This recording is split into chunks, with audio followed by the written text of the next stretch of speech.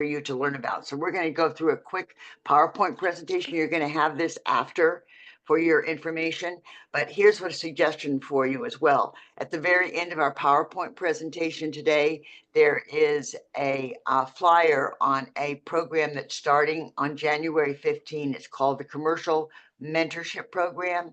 It's for people that are new to commercial real estate and for other agents that want to advance their career. It's once a week.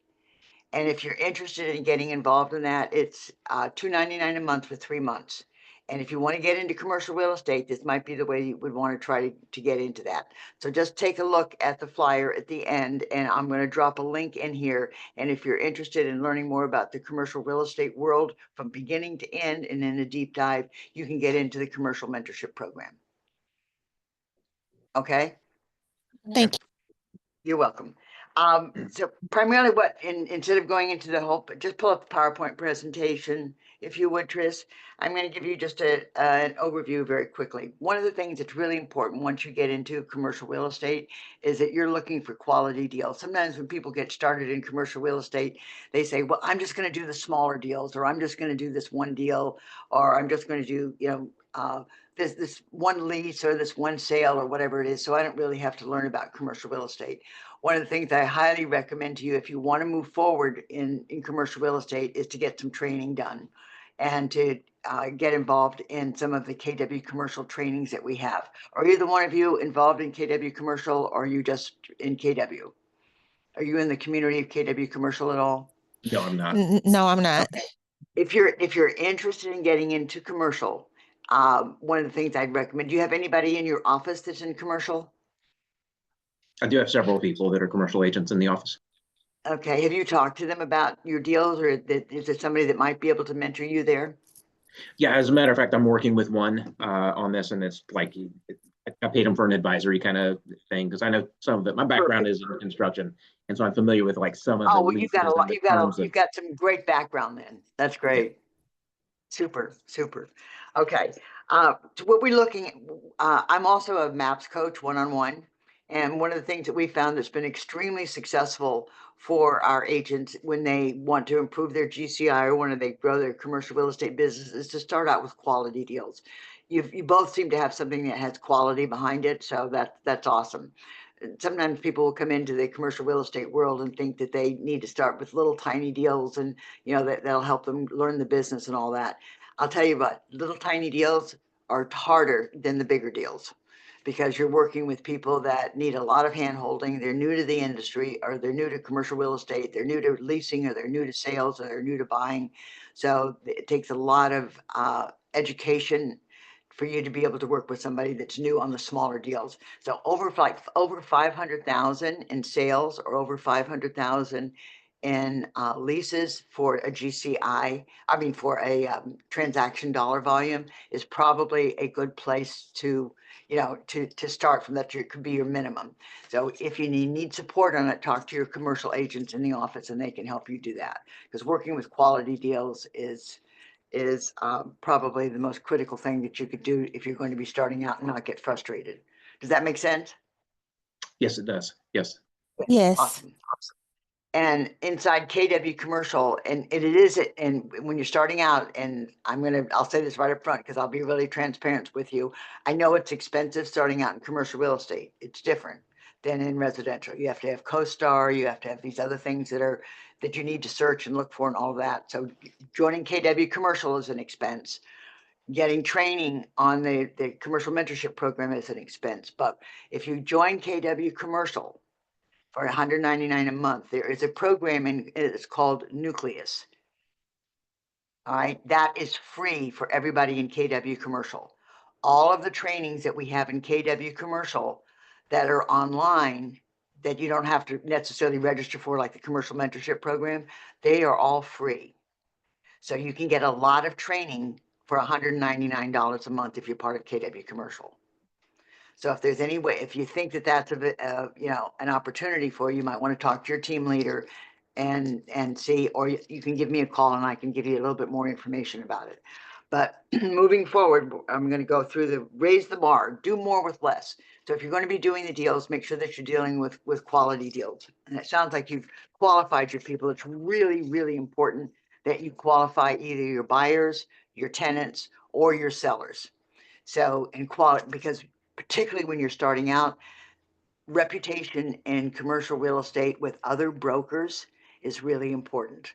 Because when you start reaching out to either have buyers brokers come to you, tenant brokers come to you, or listing brokers that you need to get information from, they, if you know the language and you can speak the language of commercial real estate, they will respond to your calls much faster. It's difficult, even in the industry, between commercial real estate experienced brokers to other brokers, it's hard to get them to call you back. But if you don't know the industry and you're not using the right lingo and you don't have qualified clients, you'll get a reputation and the other brokers will not call you back. So be cautious of that. So make sure that you have quality clients and that they have funding, that they have, you're both involved with sales, right? It's a sale property that you're involved with, not a lease, right? Yes.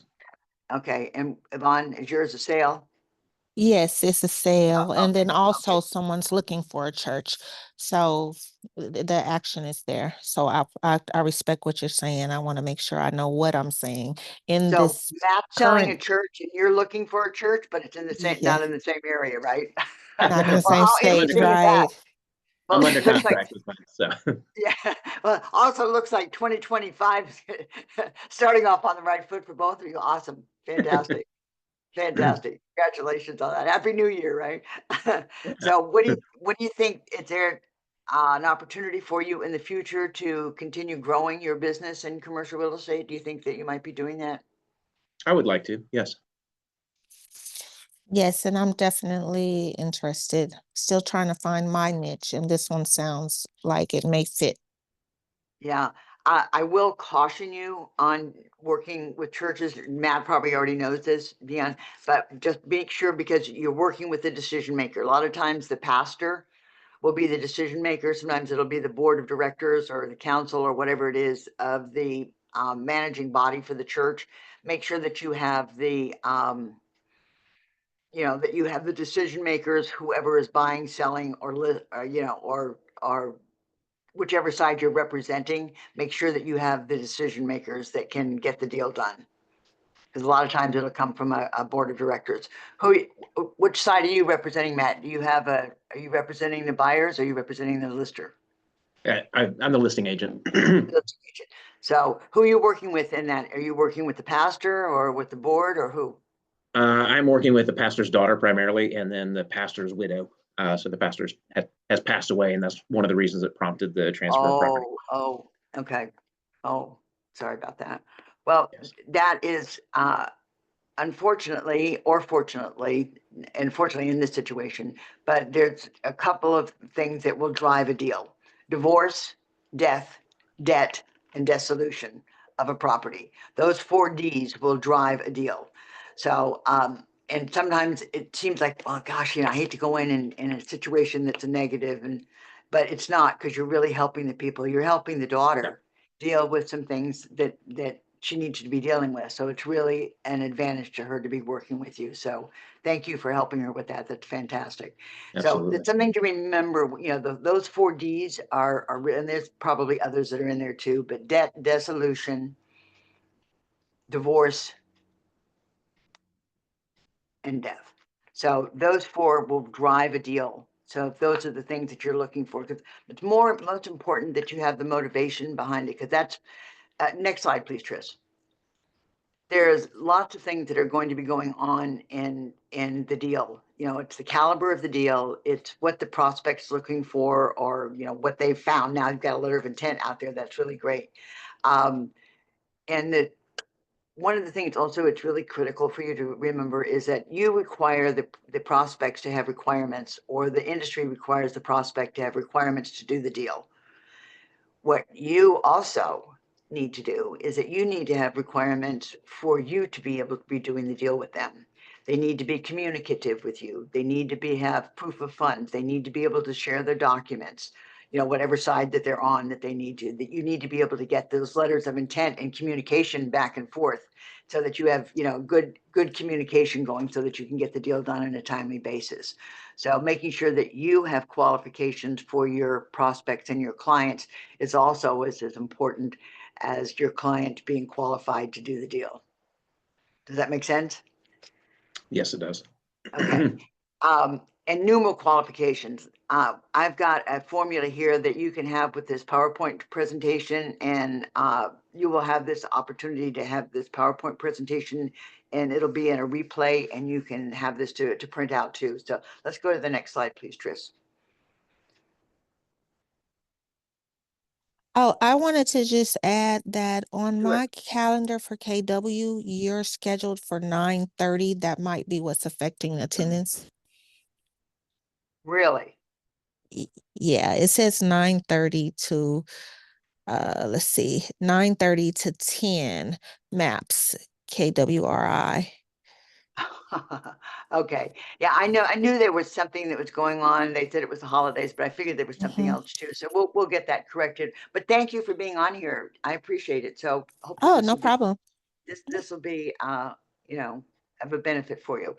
Yes. Enhance average transaction dollar value. I have some of my clients that they've doubled or tripled their income just by watching the quality of their deal. Would you rather do one, you know, 2 deals at 500,000 or 1 deal at $1 million?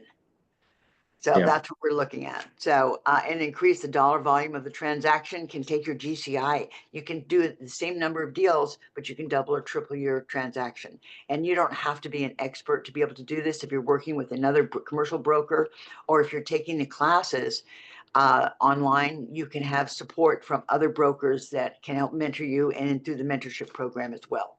So, and you are delivering value when you're a commercial real estate broker or you're a broker, you are really delivering value to these clients, and you have the right to have the exclusive relationship with them. So that's really important for you to be able to do that as well.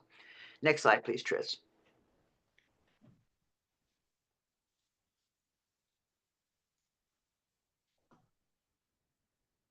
This is what we were talking about without going into percentages, because you know that we're not doing that these days.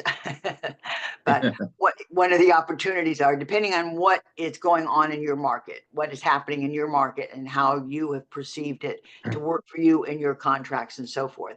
So if you look at that, for instance, if your average deal is like I said, 500,000. Or 750,000. If you were to do one deal like that, that's fine. Or if you can double your income by doing one deal at $1 million or 2 deals at, you know, 750,000. So look at the quality of the deals that you're working with. Some people say, well, you know, I really need to work with this person. They really need some help. It's important, but you also need to be able to make sure that this is your business and that you're working with clients that are going to be able to get you to the closing table, whatever that is, whether it's a closing of a lease or whether it's a sale. So you really have to look at the quality of your clients and making sure that you have a minimum commission value involved in what you're looking for. Next slide, please, Tris.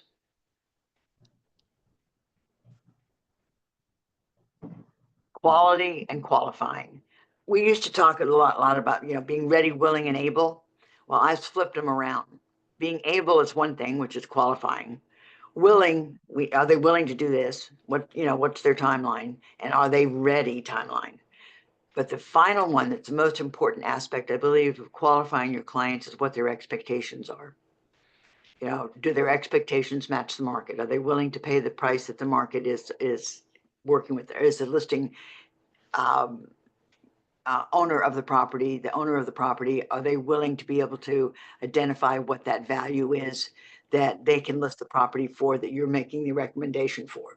So make sure that they have the right expectations that match the market. You don't want to take a listing and not be able to sell it, because then it stays on the market for a while and it gets that, you know, that nomenclature of not being a good deal if it stays on the market for a while. So make sure that you've got a realistic expectations from whoever your client is. Next slide, please, Tris. When you're marketing the properties and listing, because you've done this, Matt, you were listing the property. So how did you have to market it, or was it something that you were able to find buyers for, or were you able to market it? I marketed it. We put it at a relatively conservative price. One of the reasons is it was important to the church to be able to select a buyer Uh-huh. based on how closely they align with their religious beliefs. Ah, So, so we had two types. We had other churches that wanted the property, and then because of where it was and the location, we had investors that wanted to take it and change yeah, it. churches are very interesting. It's a very very tight market. They talk to each other. Yeah. And there's a lot of opportunities within that realm, within that circle of people. Right. So it's really a great specialty to be involved with. Once you get involved with it, and that's what you said you liked, Yvonne, then it really is a great market because it's a niche market that is built on relationships. Right. Most of commercial real estate is anyway, but this one in particular in the church side, as you know, you have the relationship with the daughter of the pastor. Mhm. So that's a very strong relationship that helps you get the deal done and negotiating and so forth. Where did you market it? Did you have CoStar or did you just market it on MLS or where did you market I it just at? marketed on MLS, and Really? I'd Okay. already made connections with like the Baptist conservative group or whatever. So direct marketing on that platform as well. Right. And we got blown out of the water. I mean, we got a lot of showings, a lot of offers right out of the gate. So Awesome. Fantastic. Awesome. Awesome. What was the price range that you offered it for? You don't have to give me your selling sure, price. What was the price range that you offered for? it is 1.55 million. Excellent. Excellent. Wow, that's great. Great deal. So, good for you. Thank you. How long you been working on it? I was waiting for this one. I've been working on it for 9 or 10 months already. Okay. Well, that's not, I would not think that that is uncommon. And Right. if in a perfect world right now, even for those that are experienced agents in commercial real estate, Mhm. today, my clients that have been doing 500,000, 300,000, 400,000 in GCI, they're working on deals, then we know it's not going to close until the third or fourth quarter. Yeah. So it can take 6 to 9 months in a perfect world to close a deal in commercial real estate. So I you're can really see pretty that. much right on the money. You're not really behind anything there. So Okay. you should feel proud of yourself that you got it done so quickly. Yeah. So that's something for you to recognize too, Yvonne. When I was first starting out in commercial real estate, and I did land primarily. And so land deals take forever. So one of the things that I did is set myself up for three types of deals. One was immediate gratification, 3 to 6 months. Generally, it was a lease or a quick sale of a property, an existing property or building that had an office or retail or an industrial flex space. All right. And it could close in 3 to 6 months. That was immediate gratification. The middle of the line transaction that I looked for to carry my business was a 6 to 9 months. So you can be looking at a sale also of an existing property, generally land or things that take a little bit longer, multifamily and those kinds of things. They take a little bit longer, or investors, depending on, unless it's a 1031 where they're doing an exchange. But so you need to set your business up so you have immediate gratification of 3 to 6 months, 6 to 9 months of business, which is, the million 5 deals that you can work on that are existing properties, and then the longer deals, which take 9 months to 12 months. But Yvonne, when you're starting out, you'll probably be looking at more of the 3 to 6 and the 6 to 9 months deals. Those will probably be the most effective for you. Have you been in residential for a long time, Yvonne? Dion, I said Yvonne. Dion, have you been in residential for a while? No, no, So I'm this is all real actually estate's all brand new. I'm a new agent. Yes, and I'm in escrow on a residential, but I have this commercial deal here, which I call it commercial now because originally it started out to appear as a residential, but it took on the whole presence of commercial. So you just comforted me with the timeline. Because once you get the individual and the terminology they're using and the profit and losses and rent rolls and things that I was not familiar with, which I'm Right. fresh. I wasn't familiar with any of it, so it's okay. So once they got into those types of things, and even the people in the direct market center, it was very difficult to get someone to really help me because they said, well, it's a guarantee your next deal won't look like this one because it's the combination of the two. So it can be a little confused. But Right. now I think I kind of got it now. Lo and behold, I've got it now.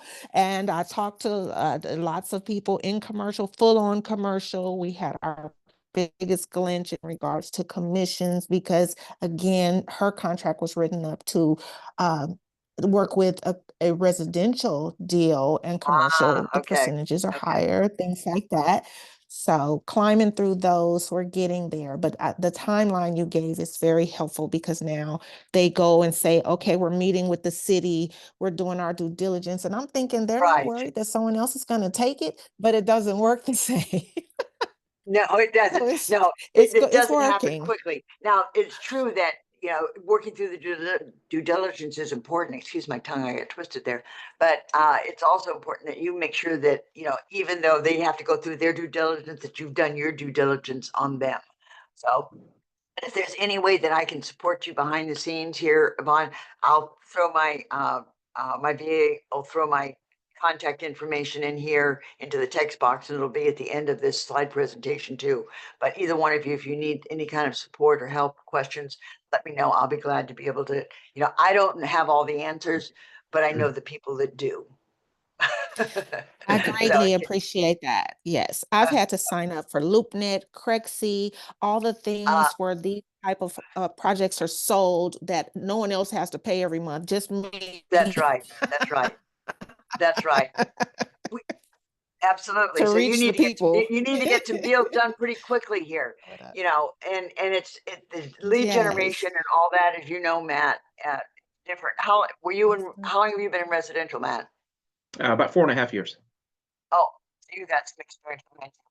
So, Yeah. but lead gen and doing business in commercial real estate, it's not one that's better or worse than the other. It's just that they have a different language. It's like speaking, two different languages, as Dion was saying. And so it helps to have that education behind you so that you can have the lingo. Because Sure. unfortunately, I was with not unfortunately I was with, but I was in the corporate world. I also had my own brokerage company. I was with Colliers and also principal shareholder with NAI. And I know what it's like to get a call from an agent that's not experienced in commercial. And unfortunately, I was one of those commercial snobs that you don't like. And I can say that because I was one. I was one until I learned the culture of KW.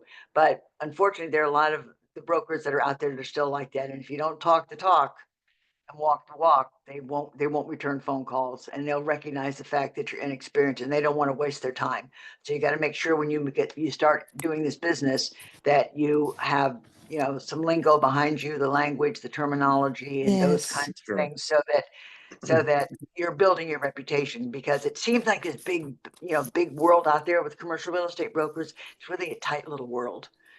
It's a It's tight really little world. funny because some speak really, simple and basic, but then you get that other one that wants to show what they know. The lady says, And what's the census? She says, what's the census? And I kindly put question mark. She said, how many residents? And I'm like, thank you. Oh, yeah. See, I mean, if somebody asked me what the census was, I've been in the business for 35 years. I'd put a question mark behind it too, Dion. So that's somebody just trying to show off. And here's the other thing. No Thank you. matter, yeah, I mean, you have value as agents. Don't let anybody tell you you don't. You have to get some experience and you have to get something underneath your belt, but you're already both doing it well because you're already you're trying to do the deals. You just need to be cautious and get a little bit more education before you jump into the next one, just so that you're protecting yourself and you're protecting your clients. So, and I can help guide you in some of those directions. So let me know how I can do that. But okay, marketing, as you said, is expensive. Some areas you can use MLS. In other areas, if you use MLS, another commercial broker won't touch it.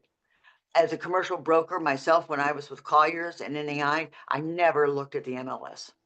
I never put a property on the MLS. I never looked at MLS because I felt that those properties were not necessarily going to be of value to me, because the Sure. other person on the other side may be inexperienced and they're only using MLS. So I only use CoStar and Crexi.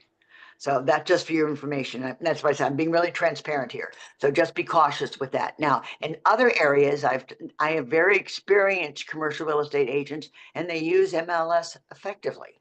So it depends on your market too. In Orlando, MLS was not a market for commercial. We had to use CoStar and Crexi. But there's other markets that I've seen that are very successful with commercial MLS. So it just depends on your market too. You just have to be aware of that. A lot of it, pricing has to do, value has to deal with it. You know, how you get to know what the market is doing.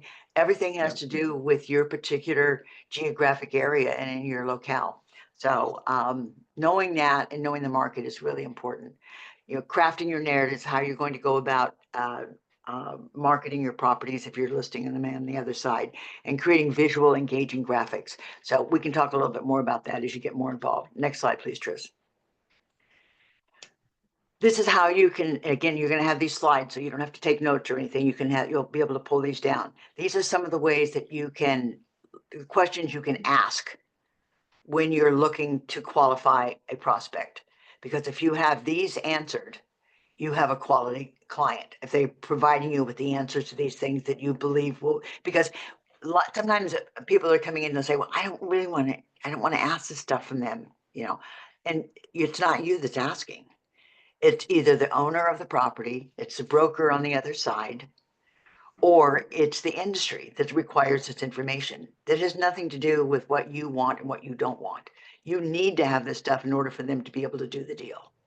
So don't be afraid to be asking for this stuff, because when you get into this, you're going to be having to qualify others. Make sure that they are qualified and that they meet the requirements of the industry. And these are some of the questions you can ask to do that. And once you go through this, if they're like resisting you or they're not providing this information to you, be very wary.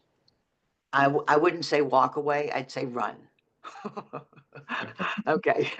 Okay. And always have exclusivity. Always have a buyer rep agreement. Always have an exclusive listing agreement. Always. I don't do any deals. Any broker that I know that's successful always has exclusive representation, unless you've been in the industry for decades and you have those tight relationships with investors and other, and you know you've done business with them before and closed deals. That's another whole story. But when you're first starting out, make sure you have that exclusivity, because otherwise you'll get run over. You'll get run over. Next slide, please, Tris. Okay, these are again some of the things that you will be able to acquire from your prospects so that you can qualify them. A business plan. If they don't have a business plan, they can go to SBA.gov.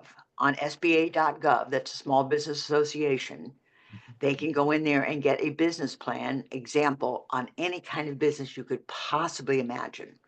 They're all exampled on there in SBA.gov. So if they say, well, I don't know how to write a business plan, particularly if they're a new business, the owner of the property that they're going to be leasing, they are going to need a business plan to prove that they know what they're doing, that they can run the business. On the business plan, for whether it's a purchaser or a buyer, they need to have that proof of funds and the financials. Okay. They need to be able to have 6 to 9 months. The broker on the other side is going to want to see 6 to 9 months of expenses in the bank, including their personal expenses, for them to be able to afford to lease the space. So that's why they ask for bank statements. Entity confirmation. Is this a corporation? Is this something that they want to transfer into an LLC? What is it that they're looking at? What's the name of the company? Can you confirm it with the state that they really are the owners of that company and that it is a registered entity? So make sure that you've got the right entity for them. And there are other things that said plus, plus, plus. 2 years of business or personal tax returns are required. Now, on the churches, they're more than likely going to ask for the income revenue. Is that what they did, Matt? The income revenue for 2 years? Yeah, it was something like that. Yeah. So that's something that you'll be working with too, Dion. A completed tenant application if they're working on the tenant buyer side, business plan, financials, and the entity confirmation. And then on the listing side, you need your exclusive representation and the listing agreement. And again, this is the landlord requirement, this is the owner's requirement, this is the other brokers on the other side's requirements. This isn't what you are requiring. So take the word I out of it. It's market. And that's something else that I'd like to mention too, because y'all are new to the industry. When you start, if there's a search that you're looking for and you've got somebody that's qualified and you're looking for either, you know, a sale or you're looking for a lease property and it's not in the market, never say to them, I can't find it. What you say to them is the market doesn't have it. Because if it was there and you have the right search abilities, you would be able to find it. So never put the value of not finding something on you. It's always the market. Use that. The market says, you can use that for value as well if you're pricing the property. The market says that this is what the value of the property is because of the other properties that have sold that are similar to this. The market says that these are the requirements that the landlord needs in order for you to be able to lease the property. The market says this is the proof of funds that you need in order to be able to purchase this property, because we want to be ready. You know, I'm talking to the prospect now. We want to be ready when you're ready, when to be able to purchase this property or to lease this property. So we have to have everything lined up. Because like we were saying, aren't they afraid that somebody's going to get it? Yes, they are afraid that somebody's going to get it. So if they're ready to go and they're financially stable and they can prove who they are, then they'll be able to move forward when the deal is right for them.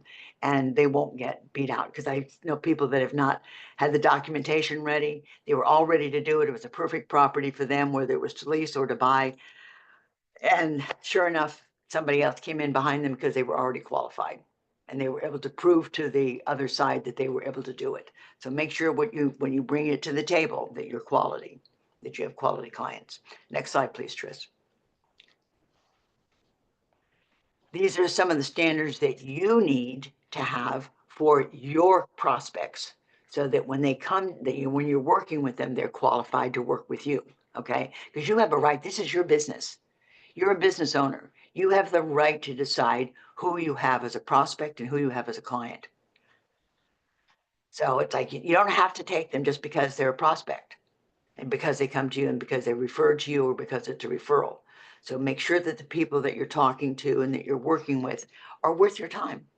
And you don't have to put it to them that way. You know, you can say, well, here's what we need to do in order to be ready for you to move forward. These are the things that, and I've only had, in my 35 years of experience, I've only had one client that got as upset with me.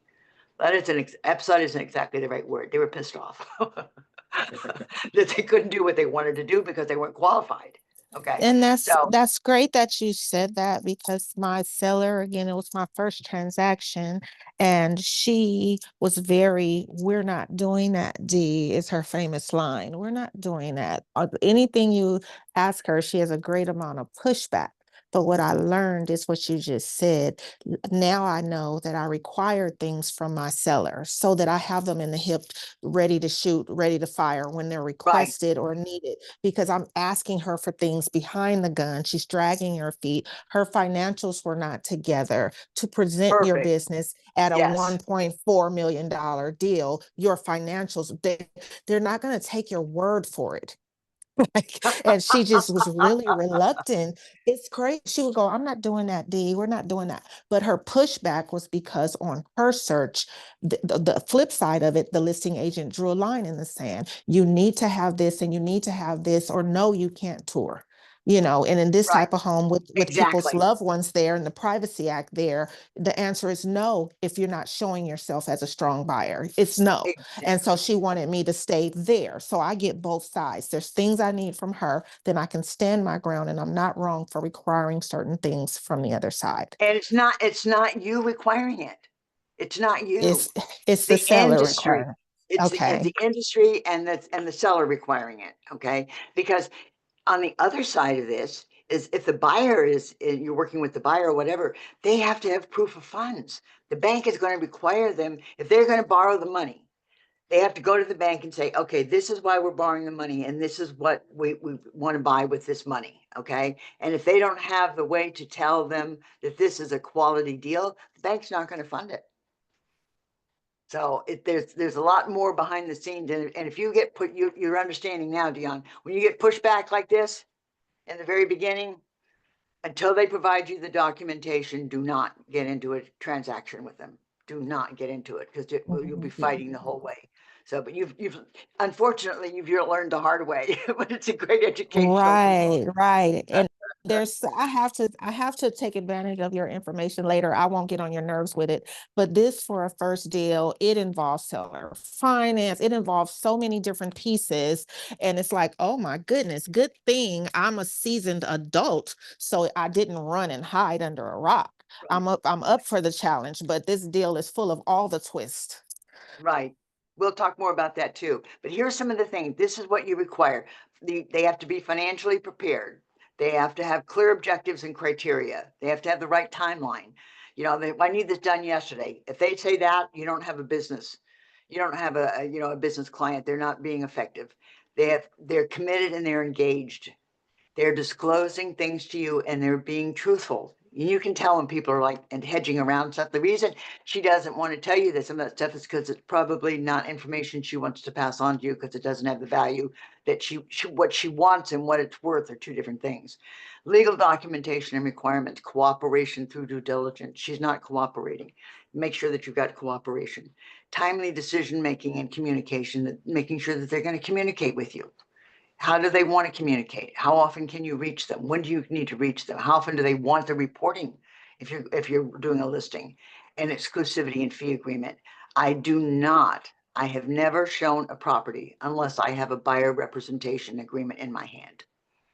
And if I'm listing the property, I want to make sure that my owner requires of me that I qualify them before I show them the property, because I don't want to waste my time or their time if I allow a buyer to come to the table and show them a property or show them something that they can't afford to do or that they don't have their funding for. It wastes my seller's time. So you have to make sure that you have qualifying on both sides. And you're right, you have to work both sides of it, Dion. You're correct. Next slide, please. It's going to be something else that's going to be helpful for you here. This is what we call the numeral qualifications. These are the areas that you can look for to qualify. What are their needs? The questions that you ask them. Where do they want to be? What kind of property type is it? What size is it? What are the amenities? Do they need to be near road? Do they need to be near shopping? What are the other situations? What is it that they need to have for this property? This can be for lease and it can be for sale. The urgency, how soon do they want it? How soon do they want to sell it? How quickly do they want this to happen? What's the deal look like? What's their motivation? Why are they doing this? Are they motivated to do it, or are they doing it just because yeah, I got to do that. Yeah, I think I want to do this. Yeah, I might do that. Bring me. I love this one. Bring me a property. Bring me something. Bring me a buyer, and I'll look at it. No, no, no, no, no, no. There's other brokers that'll do that. I won't do that. Yeah, I said, when they say to me, well, I'm working with other brokers. Well, the way that I do business is that I work exclusively because that's the way you get the most value out of being a broker. If you want to work with other brokers, I wish you luck because they're not giving you 100% of their time either, because they're looking at other deals that they have exclusive relationships on as well. So that's why I work exclusively for my clients. Don't let them beat you up. You control your own business. Okay. Motivation, why they're doing it. Find out what their story is. Why are they doing this? And that only helps for getting the deal signed for an exclusivity, but it helps you in identifying what their motivation is, why they need to do it, and it helps you in the negotiation process. I mean, the why that you have, Matt, in your situation with having a death of the pastor that's a motivation. Right? So they have a need to be able to sell this property. So that gives you some leverage in being able to negotiate. So that's one of the reasons you have to know why, not just in the beginning to qualify them, but throughout the process, so that you can understand how you can negotiate with them and for them, what their expectations are. Do they believe the property is worth more than it is, or are they working in a market that was 2 years ago? Are they looking at prices that they want to have from 2 years ago, whether they're buying or whether they're selling? So you have to make sure that you have a knowledge of the market, because you need to know what's going on in the market in order to be able to tell them what the market is. Because if they're not realistic, then you're not going to be able to work with them. What are their resources? Do they have funding? And this works for leases as well as it does for sales. Authorization, decision makers, if you're working with the right decision maker and what that process is, how do you have to go through that and how long is it going to take to get it done? And loyalty, make sure you have exclusive representation. Don't do a deal unless you have representation exclusively. And I'm saying it right up front. I'll tell you directly, do not do deals unless you have exclusive representation, because you will always be fighting in the end. And if you have exclusive representation for your buyers and your tenants, it says in the representation agreement, if the landlord or the owner does not pay, or the broker does not pay on the other side, that the buyer or the tenant will pay the fee. So make sure you have that in your contract and your exclusive arrangement so you don't get into that scenario. Next slide, please, Tris. This is a way you can set yourself up with a little check sheet. All right. And these are the point system. Again, you're going to have the slides. So you can use this. And there'll be 5 qualifications on the numeral. All right. We'll talk about that in just a second. So the 5 qualifications, you rate them from 1 to 5 on 7 qualifications. I'm sorry, 7 qualifications, and you rate them 1 to 5. If it reaches 15 points, it needs further development. There's a lot more that needs to be done before you can take this deal on. If they're 16 to 22 points, that means that there's a strong possibility that they could do a deal with you. If they're 22 to 32 points, don't let this one get away. It's a good one. They've got the funding, they're qualified, they got the timing right, they understand the market, they're ready to go, they're showing you the documentation, all those things. And a perfect qualification is a 33 to 35. It doesn't exist. If you find one, let me know. It's a genie in a bottle. Okay, now let's go to the next one. And never when you do this qualification form, never let the client see it. This is for your purposes only. Next slide, please, Tristan. I'll show you what I'm talking about in the 7. Okay, raise the bar 2 to 3 times. Ready, willing, and able. Owner landlord requirements, tenant buyer representation, your numeral qualification, your business standards, and my famous motto that I'm known for. I'm known as the Goo Girl. Go ugly early. When you're talking about commissions, when you're talking about documentation, when you're talking about the things that you need, do it right on in the first on in the conversation. Find ways that you can finesse it. It doesn't have to be slam them in the face with it, that they go, oh my God, here we go. But, find out early on what the issues are so that you're able to identify those. If they don't want to do exclusive representation, one of the first things I say to them when I'm getting on a call and I'm talking to a prospect, I'll say to them, the way that I do business is I work exclusively for my clients, buyer, tenant, and listing owners. And I work exclusively for my clients with fantastic services that are this, this, and this. So when I work with my clients, I work exclusively. And you don't have to ask them right off the bat if they're working with another broker, which you can say to them. So tell me, if you're looking for this kind of property, find a little bit about what the property is. If you're looking for this kind of property, what have you seen that you liked or didn't like? Now, what you're doing, that's a hidden question. What you're asking them is, have you worked with another broker? Have you seen a property that another broker showed you? So you're finding it out without them knowing that you're really asking the question, are you working with another broker? So to say, tell me, what properties have you seen or haven't that you liked or didn't like? What were the good qualifications of the property that you liked? What were the things you didn't like about the property? Now you're going to find out hidden stuff, and they're going to love to tell you. They don't know what you're looking for, so they're going to love to tell you what it is. So there's a way to finesse it without slamming them in the face with it, and you can find out the information you need to know. So that's what I call going ugly early. And you can say to them, this is the way I work exclusively with my clients. I see that there's an opportunity here. You've got the right, it seemed we have 6 to 9 months to be able to do this. It seems to be okay for what you're looking for. You've got a business plan that's in the works, or you're working on the business plan. You're getting some funding in place, or you have some, documentation that we can use. This is the way I work with my clients. Would you be, open to working with me exclusively? That's the way I do business. And you'll find out right up, you got to ask them right up front. If they say, no, I'm going to work with other brokers, don't go any further. You don't need to go any further unless you want to try to pitch them further. But if they're saying no right off the bat, by the time you finish telling them what your value is, you should be able to have sold them on exclusivity. And if they have any kind of business sense at all, they're going to buy into it. If they don't have business sense, are they going to be arrogant with you? Find out now. Don't get into the deal and then waste your time. Go ugly early. Next slide, please, Tris. Tell me a little bit about what you're taking away from this of value. Matt, what are you taking away of value?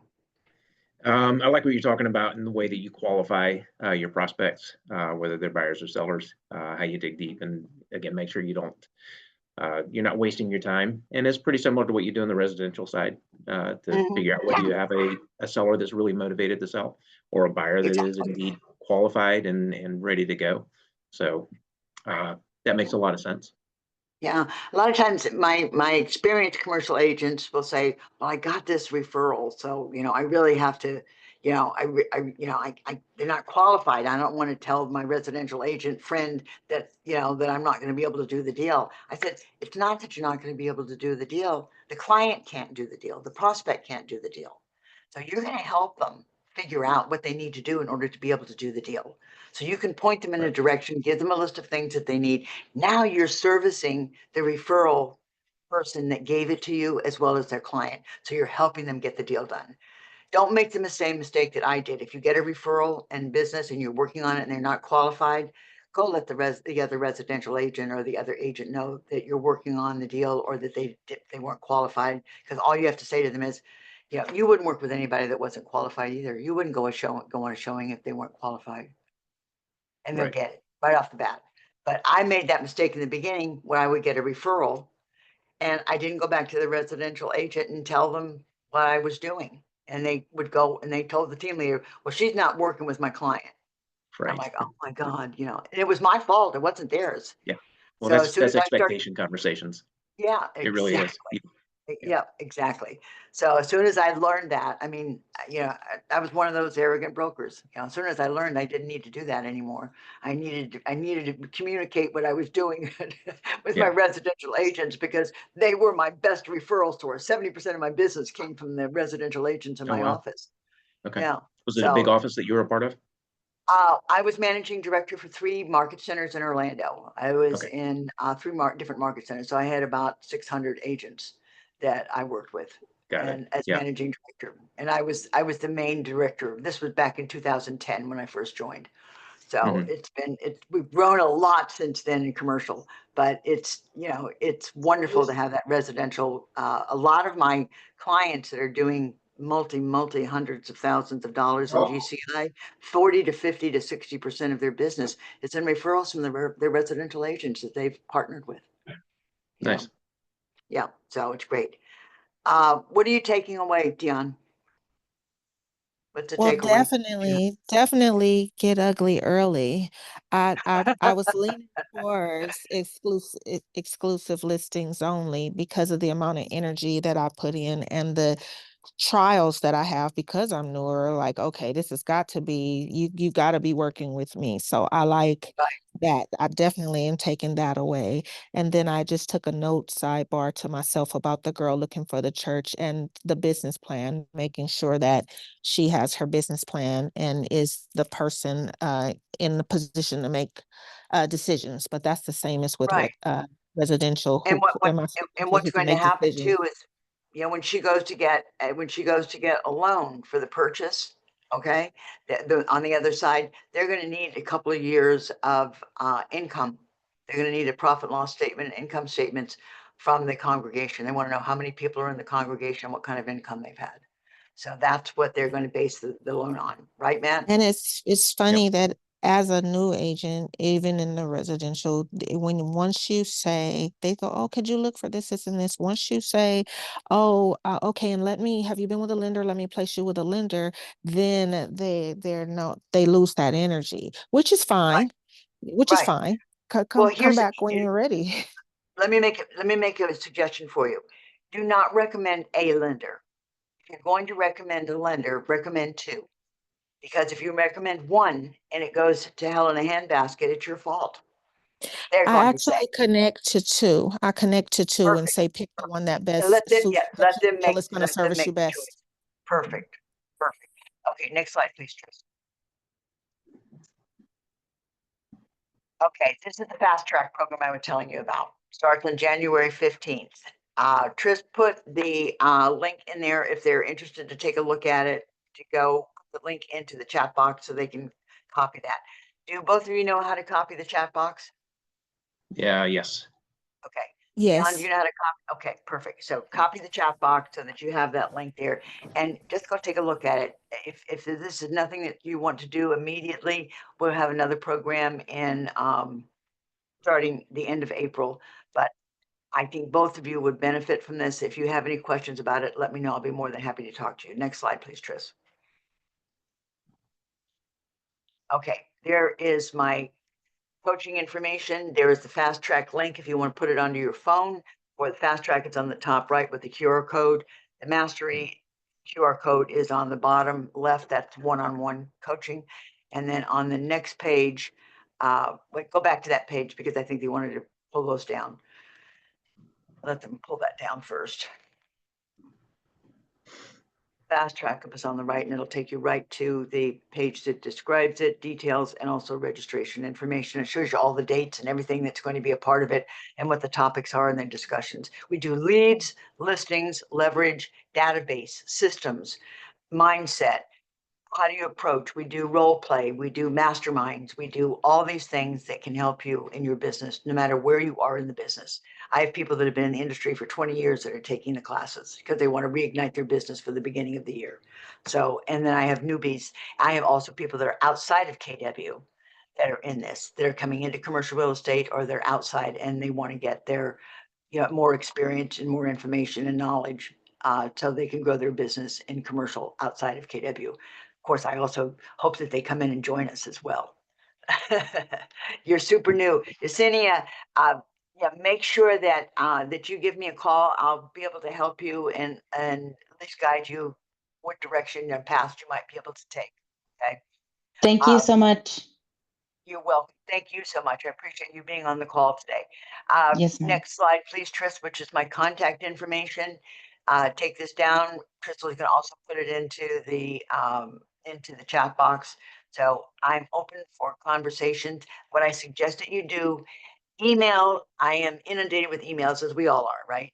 If you want to talk to Yes. me, text me at my mobile number, 407-491-005. Let me know you want to talk. I will set up a time and then we can either Zoom or we can chat on the phone. Because I coach, I have a full schedule of coaching. I coach groups and I also coach one-on-one, and I also coach commercial market or the market centers when they're opening commercial divisions. So I have a full roster. So, but I am always open to coaching with you. So, and helping you and guiding you and finding a path for you to go down. All right. So let me know how I can help. And I am so pleased that y'all are getting into commercial. I think that once you get into it a little bit, I'll tell you, it gets in your blood and you love it. I've been in it for 35 years. And now I get the joy. I'm not in transactions anymore, but now I get the joy of helping other people be successful in the industry as well. So I'm hoping it was helpful to you today. Thank you so much for putting it on. Thank you for being here. And you'll have the link for next week's training it's in the chat box. Make sure you copy that down. Let me know how I can help you. Give me a call. And if I'd love to see you on the commercial mentorship program, if you think that's going to be for you. I'll talk to you soon. Thank you. Thank you Awesome. very Thank you. much. Happy Thank New you. Year. Y'all have a great day. Thank Happy Happy New New Year. Year. you. Bye-bye. Good luck, everybody. Good luck Happy on your New Year. deals. Thank Thanks, you. Dale. Thanks, everybody. Thanks. Bye.